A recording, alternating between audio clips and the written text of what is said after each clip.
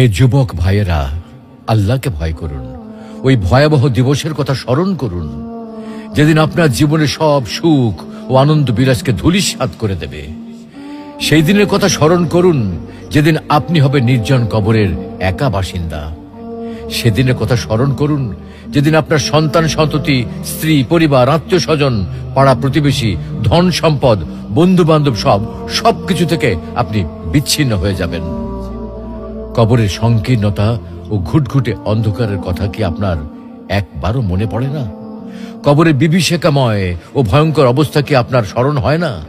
কবরের শাস্তির ভয় কি আপনার অন্তরাত্মা প্রকম্পিত হয় না? মুনকার নাকির ফেরেশতার দয় প্রশ্নের সঠিক জবাব কি আপনি দিতে পারবেন? একথা একবারও কি ভেবেছেন?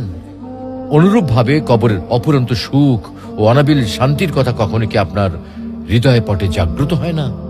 তাই বলছি, হে যুবক ভাইয়েরা, আর দেরি না করে দ্রুত ছুটে আসুন মহান আল্লাহ রাব্বুল আলামিনের বিশাল ক্ষমার দিকে, মহান আল্লাহ রাব্বুল আলামিনের রহমতের দিকে, মহান আল্লাহ রাব্বুল আলামিনের অনুগ্রহের দিকে। মহান আল্লাহ রাব্বুল আলামিন আপনাদেরকে বলছেন, তবু কি তারা আল্লাহর কাছে তওবা করবে না এবং তার কাছে মাপ চাইবে না? আল্লাহ অত্যন্ত ক্ষমাশীল ও করুণাময়।